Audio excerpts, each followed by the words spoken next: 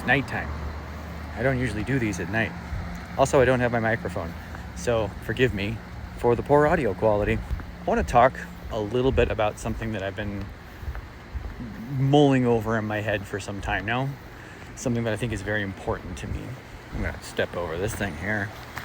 I've been learning a lot of lessons these days. Some of it's stuff that people have kind of pointed out to me and I kind of, picked up on the lesson.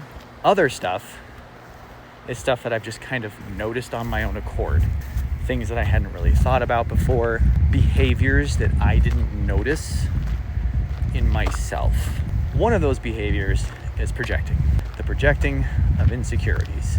This is something we all do. Every single one of us. We all have this problem, whether we realize that we have this problem or not. It happens. You get caught up in a conversation. Typically, these kind of things revolve around, something that's important to somebody. And maybe we don't realize just how important it is. Specifically, we don't realize how important it is for us to just be supportive. And I kind of learned this lesson the hard way, and that was having a conversation with my bestie. This was several weeks ago. I'm not going to go into the details of the conversation. I don't think that's necessary, and I don't think that's anything that I should be sharing with anybody. But ultimately, what happened was I could tell that I had made her feel bad about something, and it was in that moment that I suddenly realized what I was doing.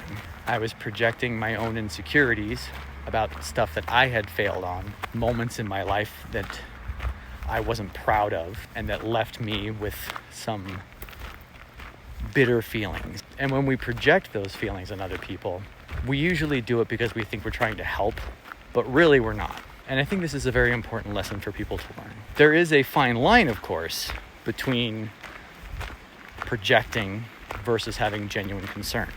There are times when I have just a genuine concern, or I have a genuine thought. It's not all insecurity. It's up to me, of course, to pinpoint what the insecurities are and how to avoid them. But there is a fine line, and it's sometimes blurry. Sometimes it's difficult to see when we're projecting versus having a genuine concern or having a genuine thought that we think might be useful to that person. And it takes practice. It takes time to work out of that habit, but it is possible. I think I've been doing very good, but it is hard. It's a hard habit to break. It's a hard thing to do. And I do want to say, even though I've apologized to her before, I think this is worthy of a public apology, that I am absolutely sorry. I really am, bestie. I'm not proud. I'm not proud of that. I'm not proud of projecting insecurities. And I promise you that I'm going to keep doing that. I think I've been doing a good job. I think I've been doing a really good job of basically just keeping my opinion to myself, because I don't even know if my opinion is correct. So there's really no point in sharing it if there isn't the absolute certainty that it's important and that it's not just an insecurity being projected. And I think that's kind of my big mental health takeaway today, and actually over the past few weeks. I promise, bestie, I'm going to keep trying. I promise I'm going to keep doing better. And I hope that I have been. I think that I have. And I'm kind of proud of myself for that. I really am.